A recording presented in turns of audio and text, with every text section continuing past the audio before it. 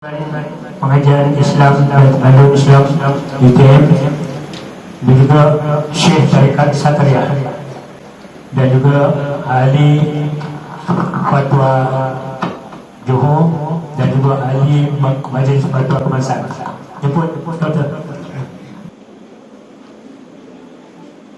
Assalamualaikum warahmatullahi wabarakatuh. Innal hamdalillah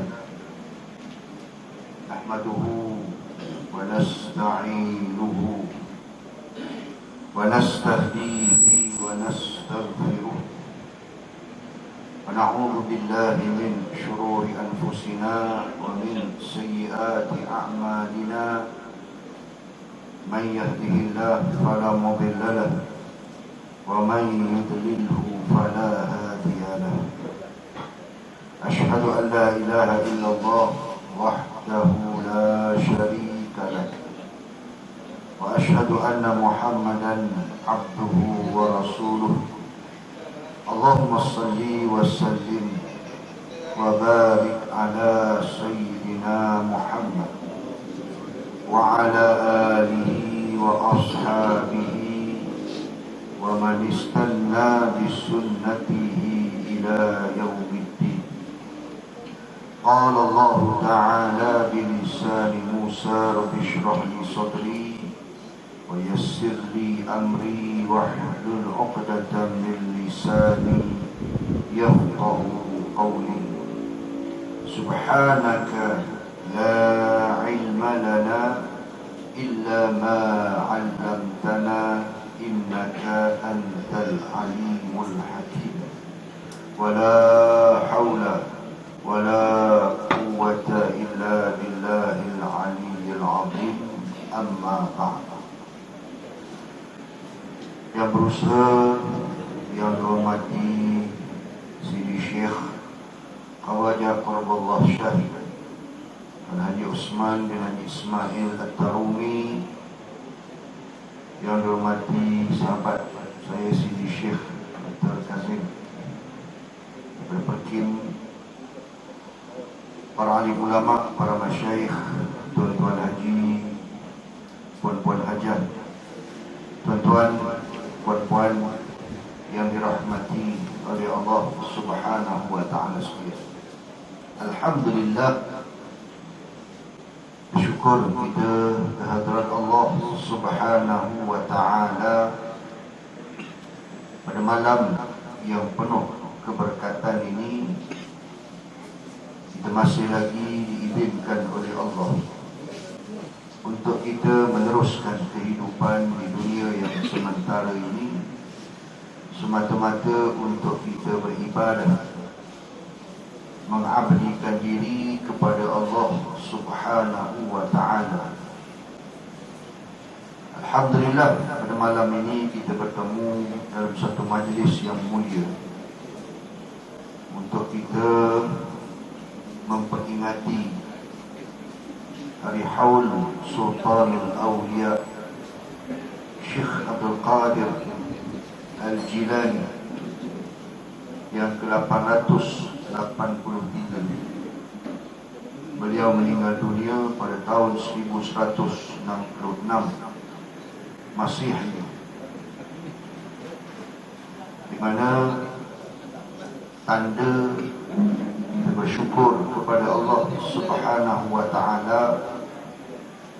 Allah anugerahkan kepada kita para ulama yang mewarisi perjuangan Nabi Muhammad sallallahu alaihi wasallam, membawa nur Allah ke sekalian alam.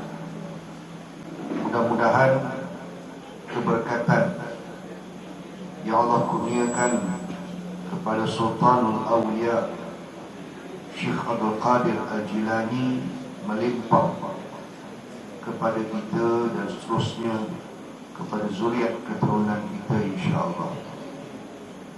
Di pada malam ini saya bukanlah yang terbaik untuk memberikan ucapan sedikit pengajaran, namun diamanahkan oleh Sidi Syekh Osman untuk untuk berkongsi sedikit apa yang dapat kita kongsikan pada malam ini, dan sekiranya ada silap dan salah, mohon Syekh Sidi Osman, Syekh Sidi Kazim dan para masyayikh perbetulkan apa-apa yang tidak betul dalam penyampaian saya, insya-Allah. Baik tuan-tuan puan-puan yang dirahmati oleh Allah Subhanahu wa taala sekalian, kita melihat fitnah yang berlaku di dunia akhir zaman, secara khususnya berkenaan dengan fitnah ini, di mana apabila manusia tidak mewarisi ilmu dengan jalan yang betul, menimbulkan pelbagai fitnah, maka insya-Allah pada malam ini dengan keterbatasan masa yang ada, kita cuba untuk membicarakan beberapa asas dan teras berkenaan dengan ilmu. Jadi saya bekalkan bersama dengan tuan-tuan dan puan-puan sedikit satu penerbitan yang diterbitkan oleh Jabatan Mufti Negeri Johor, ditulis bersama dengan guru mursyid saya, Sahibul Fadilah Dr. Muhammad Syukri Yuh Abdullah, dan sahabat saya Dr. Muhammad Zuraimi bin Mas'ud, membincangkan berkenaan dengan disiplin ilmu tariqah, di antara ilmu yang tidak difahami oleh sebilangan besar umat Islam sehingga menimbulkan fitnah terhadap ilmu ini. Jika merujuk kepada muka surat 10 dalam buku itu, saya nukilkan kata-kata Syekh Abdul Qadir Al-Jilani dalam kitab beliau Sirrul Asrar. Kalau tuan-tuan buka kitab itu, surat 10, kata Syekh Abdul Qadir Al-Jilani, ilmu dikategorikan kepada 4 kategori.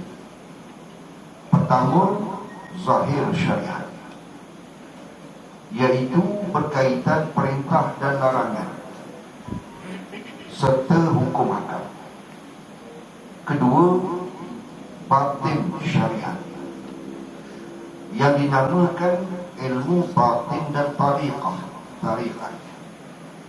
Ketiga, ilmu batin, yang dinamakan ilmu ma'rifat. Dan keempat, batin kepada ilmu batin, yang dinamakan ilmu hakikat.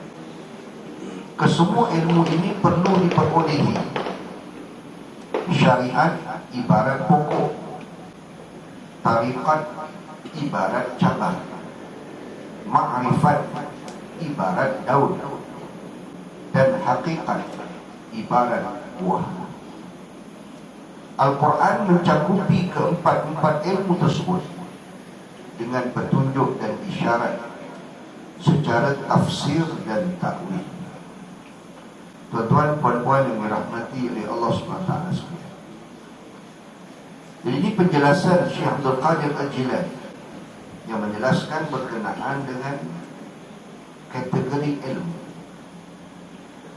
yang kita masyhur, kita sedia maklum: ilmu syariat, ilmu tariqat, ilmu ma'rifat, dan ilmu hakikat.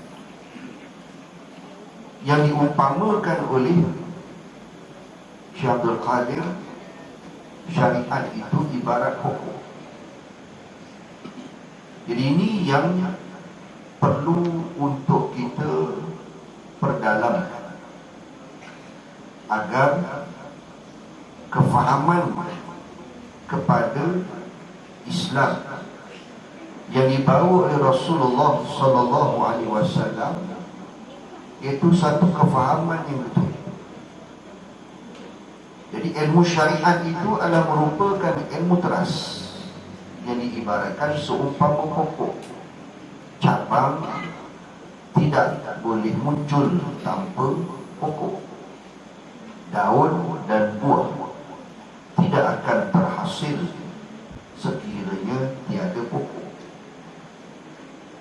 Maka sebab itu para ulama salafus saleh yang terdahulu tidak pernah sekali-kali mengabaikan ilmu syariat, kerana itu adalah pokok. Tanpa pokok yang betul, tidak akan melahirkan cabang, daun dan buah yang betul. Kemudian ilmu syariat itu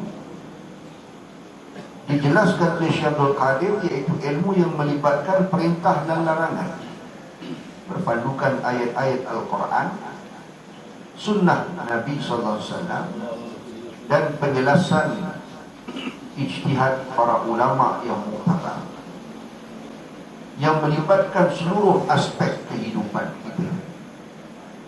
Apa yang Allah suruh, apa yang Allah larang. Al-amru wal nahyu.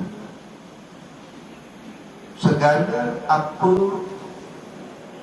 yang dilakukan oleh makhluk yang mukallaf tertakluk kepada suruhan dan larangan Allah. Ini disebut sebagai ilmu yang zahir. Yang zahir. Kemudian apabila masuk yang kedua, dia dah mula masuk kepada perkara yang batin. Batin kepada syariat itu namanya ilmu tariqah. Jadi alhamdulillah kita dipimpin oleh Sidi Syekh Haji Osman, Syekh Tariqat Qadiriyah Chistiyah. Jadi apa itu ilmu tariqat? Ilmu tariqat itu adalah batin kepada syariat, kata Syekh Abdul Qadir Jilani, yang diumpamakan seperti cabang. Ada pokok, maka lahirlah dahan dan rantingnya. Itu adalah hasil. Pokok sahaja, tidak ada hasil, tidak boleh mendatangkan apa-apa manfaat. Dan kemudian kata Syekh Abdul Qadir, yang ketiga, ilmu yang batin, iaitu hasil daripada tariqat itu terhasillah ma'rifatullah, mengenal Allah. Dan yang paling dalam, batinul batin, ilmu yang dalam daripada ilmu ma'rifah itu, iaitu haqiqah. Tuan-tuan perempuan yang dirahmati oleh Allah SWT sekalian, apabila kita membicara berkenaan dengan ilmu ini, saya mengambil satu pendekatan yang dikemukakan oleh Syekh Abdul Rauf As-Sinkili, ulama di alam Melayu, mufti kerajaan Aceh Darussalam, kurun ke-17 Masihi. Dan beliau juga adalah merupakan antara Syekh Tariqat Qadiriyah Syattariyah, yang beliau ambil sanad daripada guru Syekh Ahmad Al-Qushashi, ulama di Masjid Nabawi pada kurun ke-16 dan awal kurun ke-17 Masihi. Kata Syekh Abdul Qadir, Syekh Abdul Rauf As-Sinkili, apabila kita membicarakan berkenaan dengan pendidikan rohani ini, dia merujuk kepada 4 asas. Dalam buku beliau Umdatul Muhtajin, beliau menyatakan yang pertama ilmu, yang kedua guru yang mursyid, ketiga wirid dan amal amalan. Keempat, adab. Ini 4 teras. Jadi ilmu, ini kita dah rujuk kata-kata Syekh Abdul Qadir Al-Jilani. Ilmu itu terbagi kepada 4 tadi. Ilmu syariat, ilmu tariqat, ilmu ma'rifat, dan ilmu hakikat. Syabul Ra'uf As-Sinkiri bahagikan pula kepada 2 kategori umum. Pertama, ilmu tariqah, dan yang kedua, ilmu alat tariqah. Ilmu jalan dan ilmu alat jalan. Ulama mempunyai pelbagai pendekatan membincangkan perkara ini. Namun maksudnya sama, cuma cara olahan. Ilmu tarik iaitu ilmu untuk seseorang salik itu berjalan menuju Allah. Apa yang diungkapkan oleh Nabi Ibrahim alaihissalam di dalam Al-Quran, inni dhahibun ila rabbi sayahdin. Sesungguhnya aku berjalan menuju Tuhanku, dan dialah yang akan membimbingku. Jadi hidup adalah merupakan satu perjalanan. Seumpama juga dinyatakan oleh Imam Ghazali dan kitab beliau Minhaj Al-Abidin, panduan seorang hamba beribadah ila jannati rabbil alamin, menuju Tuhan, menuju syurga Tuhan sekalian alam. Jadi hidup kita destinasinya adalah bertemu Allah. Sama ada kita nak tunggu saat dipaksa bertemu Allah, atau kita dengan rela hati memang nak bertemu Allah sebelum dipaksa. Ada orang dia tunggu mati, nak jumpa Allah di padang mahsyar, itu dipaksa untuk bertemu Allah. Dan rugilah golongan seperti itu. Hidup yang diabaikan sehingga terpaksa menghadap Allah. Menghadap Allah itu satu kepastian yang tak dapat dinafikan. Maka sebab itu para ulama memahami daripada sunnah Nabi SAW, mengemukakan suatu ijtihad tarbiyah ruhiyah. Ijtihad mendidik roh, jiwa manusia, agar kita sentiasa sedar untuk bertemu Allah. Sebab itu kata Syekh Abdul Qadir Jilani, maksud akronim, ringkasan maksud tasawuf itu rujuk kepada 4 huruf: ta, sad, waw, fa. Ta merujuk kepada taubat, sad merujuk kepada safaul qalb, bersihnya hati, waw wusul ilallah, sampai kepada Allah, fa fana. Itu kata Syekh Abdul Qadir. Maka kata Syekh Abdul Rauf Sinkir, apabila hidup kita sedar ini adalah merupakan satu perjalanan, maka sebab itu kita dinamakan salikun. Man salaka tariqan, kata Nabi, siapa yang memilih satu jalan, maka kita dikatakan sebagai salik, murid yang berjalan. Jalan nak ke mana? Nak bertemu Allah. Salik usul ilallah, orang yang berjalan nak sampai kepada Allah. Maka itulah namanya ilmu tariq. Yang kedua, ilmu alat tarik. Perjalanan itu perlukan ilmu alat. Maka syariat itu adalah ilmu alatnya. Bermula daripada akidah, fiqh, pembinaan akhlak. Itu adalah ilmu alat jalan. Manusia sibuk dengan ilmu alat, lupa kepada ilmu jalan. Sekarang ini orang sibuk membincangkan perdebatan-perdebatan ilmu, akidahnya, syariatnya, akhlaknya.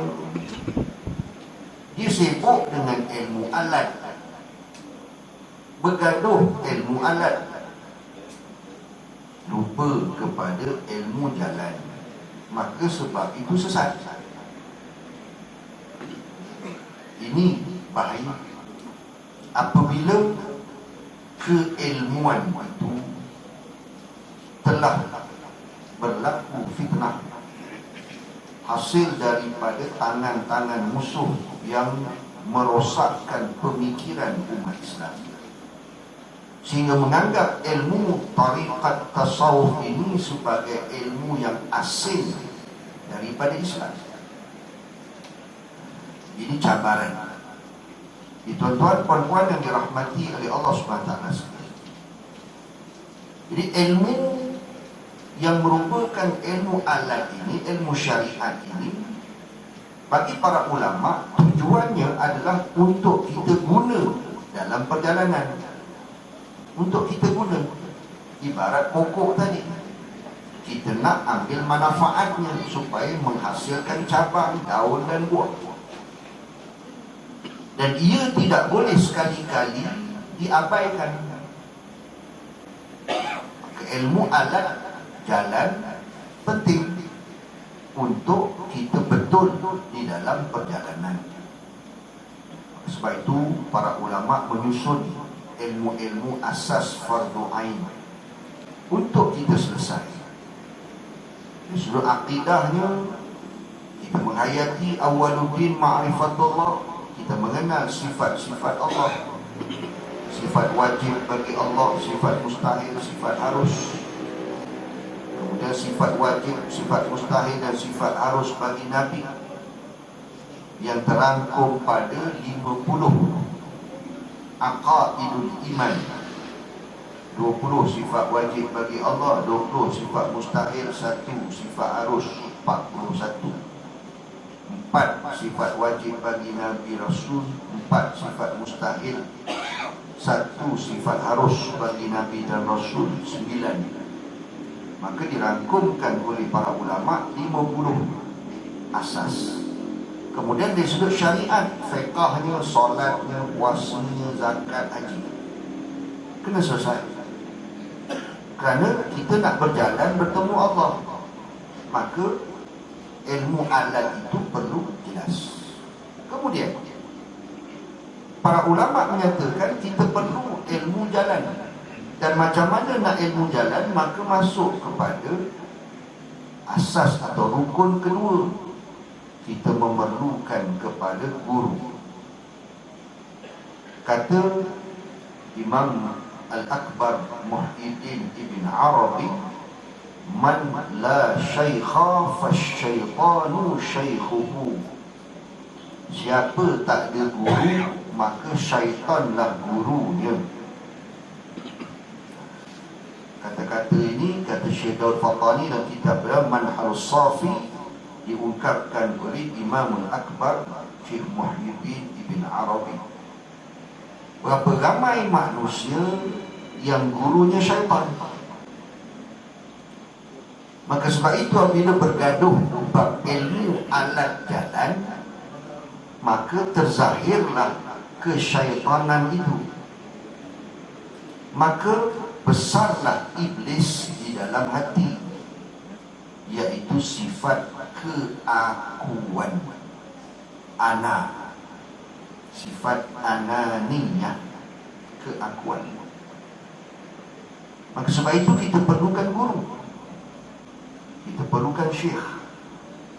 Dan dalam disiplin ilmu tariqat, ilmu jalan, diletakkan syarat bagaimana seseorang itu diberi amanah sebagai seorang guru. Dan guru yang mursyid itu antara syarat asasnya mestilah seorang yang ditauliahkan oleh gurunya juga yang mursyid, yang syaratnya sanad wajib bertaut sampai kepada Rasulullah sallallahu alaihi wasallam.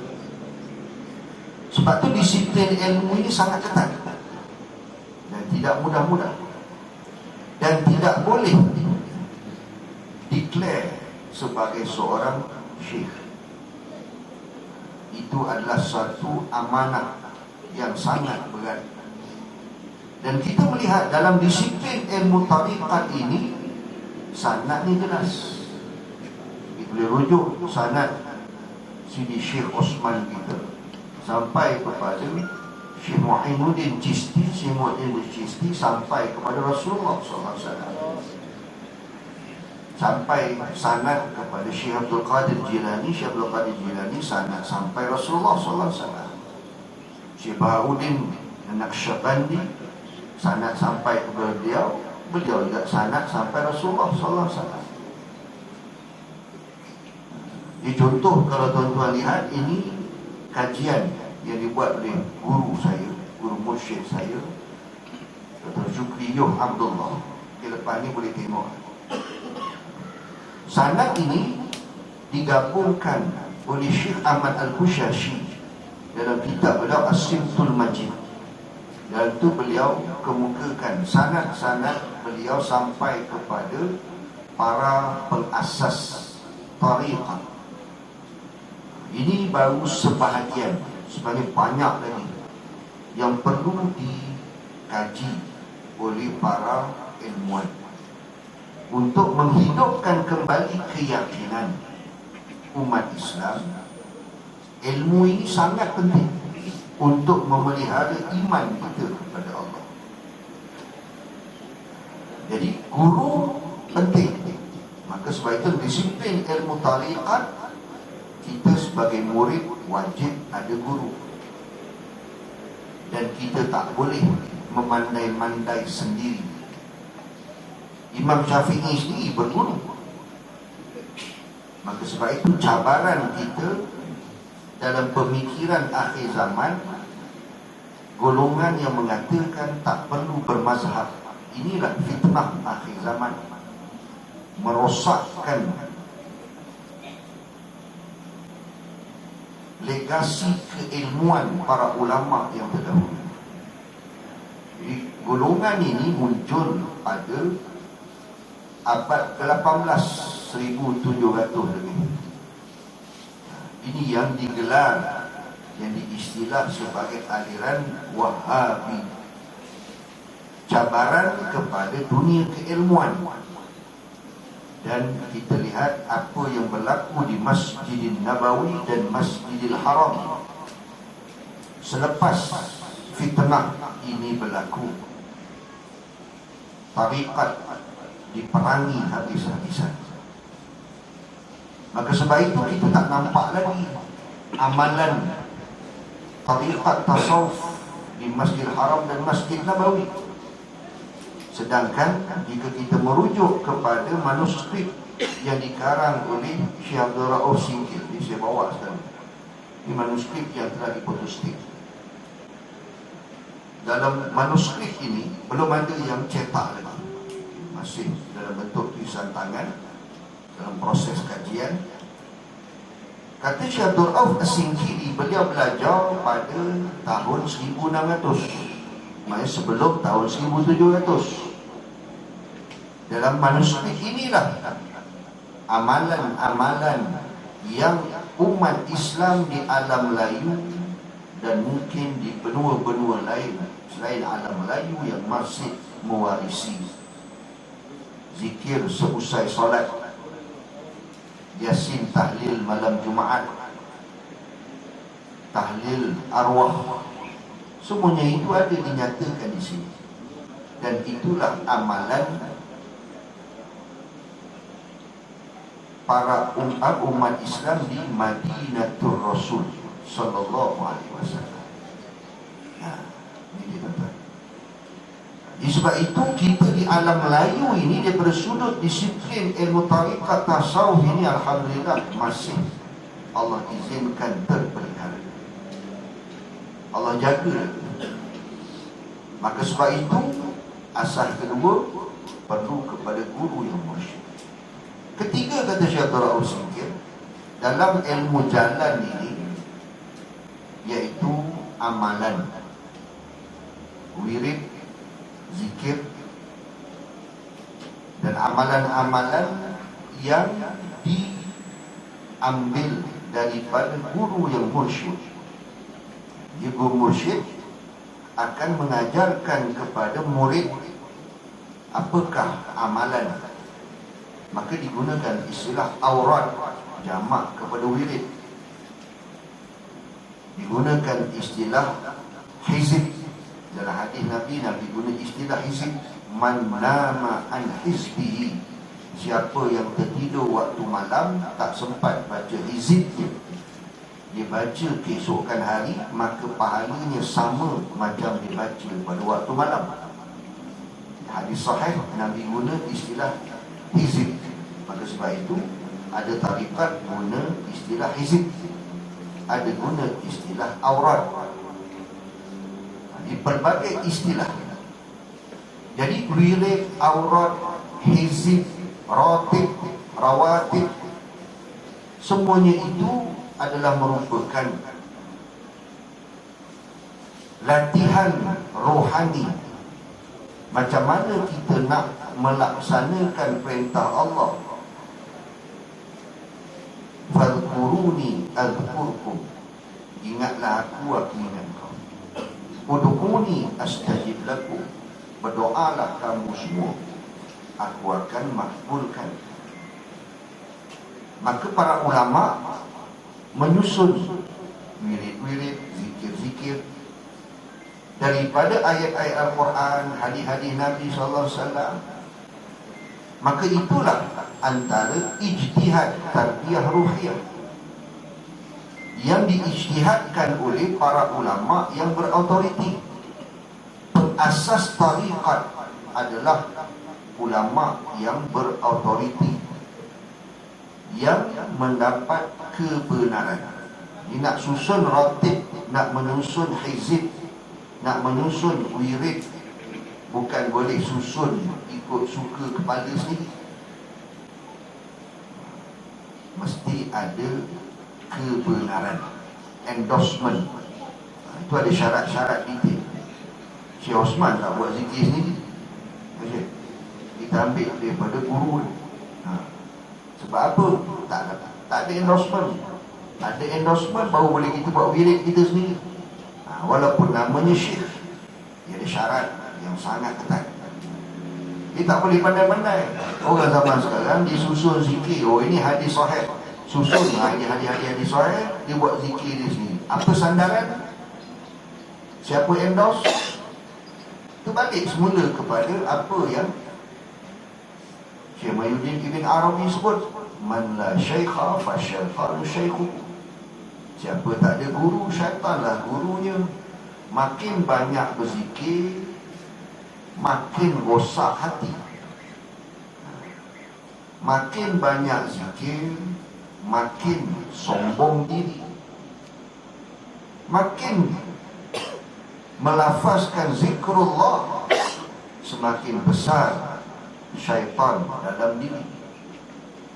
Ini kesan.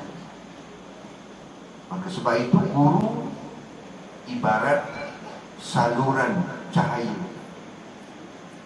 Saluran cahaya daripada Allah kepada Nabi SAW sampai kepada diri kita, yang dapat mendidik rohani.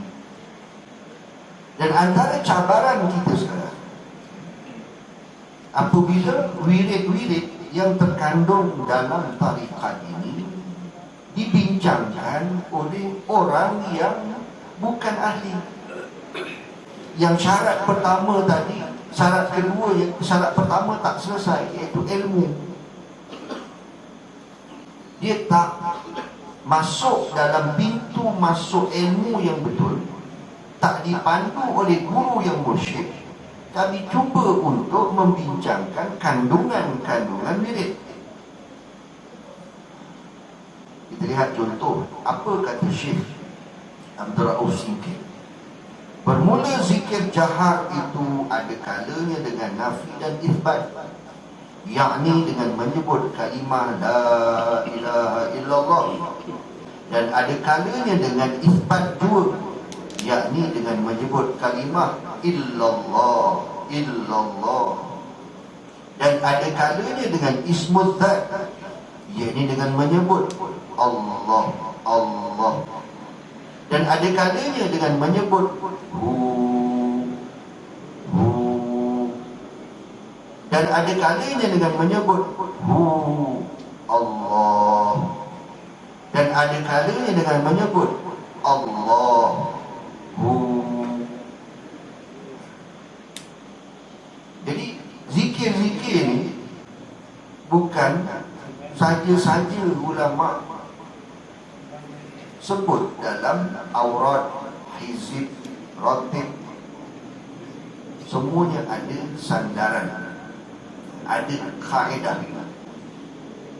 Tetapi bahawa adalah sekalian zikir itu kemudian daripada telah tetaplah zikir nafi isbat itu dalam hati, kerana bahawa ada zikir nafi isbat itu ibu segala zikir, lagi afdal daripada segala zikir, seperti yang tersebut dalam hadis pada faedah yang pertama itulah. Ini ada kaedah dia, dipandu oleh guru yang mursyid. Kemudian saya ambil lagi apa yang disebut oleh Syekh Abdul Rauf As-Singkir.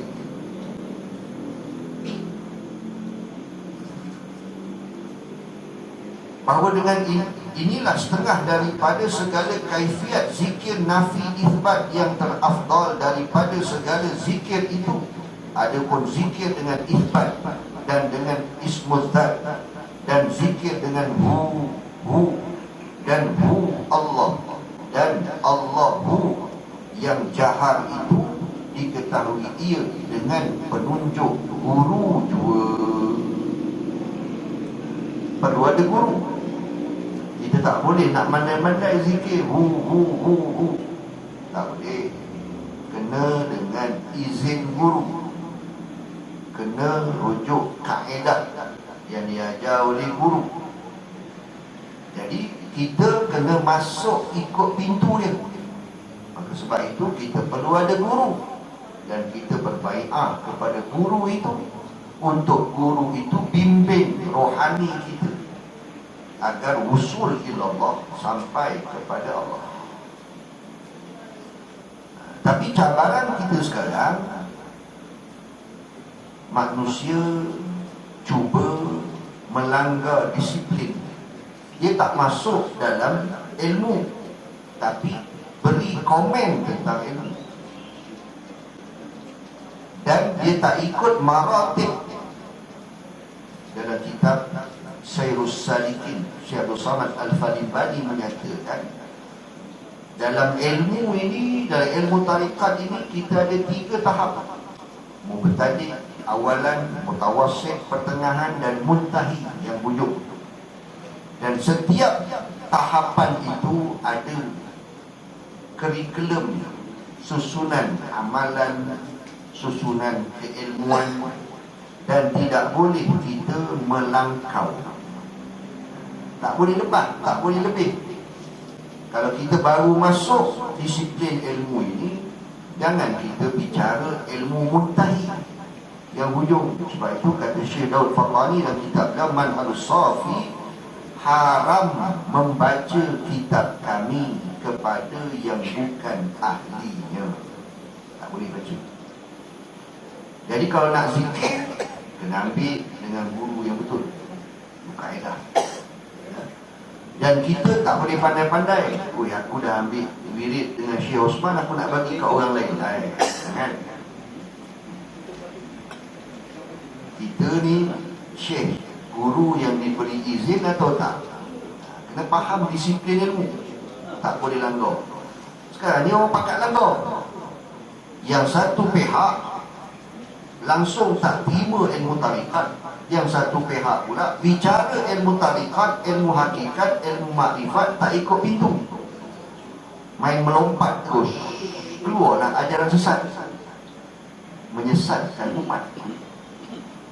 Apabila dipandu oleh syaitan, bukan dipandu oleh guru yang mursyid. Dan akhir sekali, kata Syekh Abdul Rauf, apabila kita berada di jalan ini, yang paling penting adalah adab.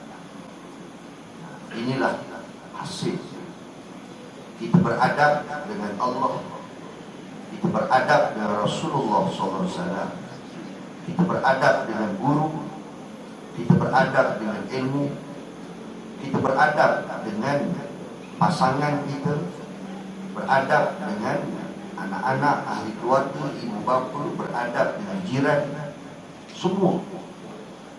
Maka dalam kita berada di jalan, ini disebut sebagai tariq ahlillah, jalan ahlillah, dipenuhi dengan adab. Maka sebab itu 4 perkara ini dijelaskan oleh Syekh Abdul Rauf dan kitab beliau Umdatul Muhtajir, ilmu, guru mursyid, wirid, amalan. Keempat adalah adab. Itulah sedikit perkongsian pada malam. Jadi mungkin lupa yang hu, zikir, hu, ha, hi, hayyun, itu termasuk dalam zikir ismul zat yang perlu dipandu oleh guru yang mursyid, dan guru mempunyai penjelasan. Setakat yang kita boleh faham, dia adalah mungkin singkatan satu takwilan kita, singkatan daripada la ilaha illallah Muhammadur Rasulullah. La ilaha illallah Muhammadur Rasulullah.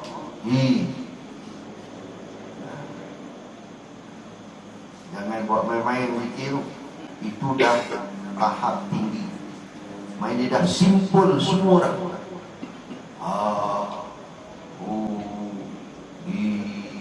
Hayyun, dah mencakupi semua, lengkap. Dan juga satu tafsiran, dia merujuk kepada amar, perintah Allah. Fi'il amar terdiri daripada baris atas, baris depan, baris bawah. Fi'il amar. A, I, U. Ada juga tarikat yang guna zikir itu.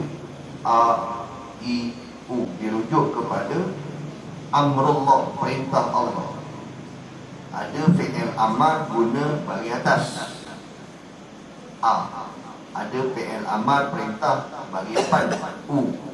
Ada fi'il amar kata suruhan guna baris bawah, I. Dia komplit merujuk kepada idza arada syai'an ay yaqula lahu kun, perintah. Itu juga zikir yang dah disebut sebagai zikir dalaman. Di zikir dia mula daripada lidah sampai kepada sir. Itu panjang dibincangkan oleh para ulama, dipandu oleh guru yang mursyid. Zikir nafi isbat, zikir jahar, lidah. Kemudian kita sebut ismul zat, Allah, Allah, Allah, hu. Ada lebih lagi zikir sir, zikir nafas. Sampai kepada tahap zikir nafas, tidak berhuruf, tidak bersuara, dan semuanya itu dipandu oleh guru. Jadi itulah ijtihad tarbiyah ruhiyah yang dikemukakan oleh para ulama. Tuan-tuan dan puan-puan, bolehlah baca kitab ini untuk dapatkan kefahaman yang lebih dalam, dan saya yakin tuan-tuan dan puan pun sudah jelas asasnya. Cuma bila kita nak menambah keyakinan, ni pun kita sebut para ulama kita. Kalau calang-calang orang sebut mudah-mudah ilmu tarikat ni tak ada dalam Islam, dia tengok ulama-ulama namanya, bukan calang-calang orang daripada sahabat, tabi'in, diwarisi secara bersanad pula, tak terputus. Ini baru satu contoh ni, kita lihat baru berapa je tarikat ni, 40, banyak lagi. Ini baru sanad Syekh Abdul Rauf daripada Aceh, sanad Syekh Osman daripada India, sanad. Tapi dia punya yang guru yang atas, sanad dia sama, cuma dia turun ke bawah. Belum kita para habaib kita, sanad Alawiyah daripada Yaman. Banyak sanad-sanad yang perlu kita hidupkan kembali. Jadi saya mengajaklah, jika ada tuan-tuan yang berminat untuk mengkaji ini, dan mungkin ada anak-anak yang berminat, kita perlukan tenaga di peringkat universiti untuk kita kaji. Kaji ini untuk kita memberi keyakinan kepada umat ilmu yang sebenar. Kita dah beramal, alhamdulillah, kita tak ada masalah. Tapi ada orang yang dia nak lebih lagi, dia nak yakin lagi apa asal ilmu, dan kita perlukan tim yang besar. Alhamdulillah, Syekh kita daripada buat Syekh Kazim buat PhD di UKM, UKM, dia buat kajian tentang tarikat. Jadi kita memerlukan sarjana-sarjana lagi untuk mengkaji ilmu-ilmu ini, dan banyak lagi manuskrip. Kalau kita pergi ke Zawiyah Tanah Abel, tempat Zawiyah yang bertaut sanad kepada Syekh Abdul Rauf Singkil, kat itu ada lebih daripada 30,000 manuskrip yang masih belum dikaji. Terlalu banyak gudang ilmu para ulama kita yang boleh kita kaji. Itu disebut keilmuannya. Jadi kita disebut amalan, alhamdulillah, yakinlah bila kita dipandu oleh guru yang mursyid, dan kita alhamdulillah diberi izinkan oleh Allah dapat guru kita Syekh Osman, dan saya pun dipandu oleh guru saya beberapa tahun lepas. Guru saya yang bawa saya jumpa Syekh Osman. Jadi yang dekat dengan saya, guru saya kat Bani, jauh, Dr. Kazim jauh KL. Jadi guru saya pesan yang terdekat Syekh Osman. Ini guru, sebab kita perlu bertaut. Walaupun dah dapat Syekh, tapi mesti ada pemandu. Kalau tak, syaitan nak pandu itu. Lalu walaupun guru, tapi kena pandu, sebab tak pernah terputus sampai mati. Dah putus mati, kena cari pula pengganti guru. Dia mesti ada pemandu-pemandunya. Jadi kita alhamdulillah dipandu oleh Syekh Osman di sini. Mudah-mudahan Allah berkati beliau, berikan kesihatan kepada beliau, dan kita dapat meneruskan usaha dakwah kita ini untuk membugarkan keimanan kita kepada Allah, agar hati kita sentiasa tunduk kepada Allah Subhanahu Wa Taala, dan kita menjadi usul ila Allah, insya-Allah. Minta maaf segala kekurangan dan kelemahan. Wallahu a'lam bishawab. Aqulu qawli hadza wa astaghfirullahaladzim wa li wa lakum wa billahi taufiq hidayah. Assalamualaikum warahmatullahi wabarakatuh. Assalamualaikum warahmatullahi wabarakatuh.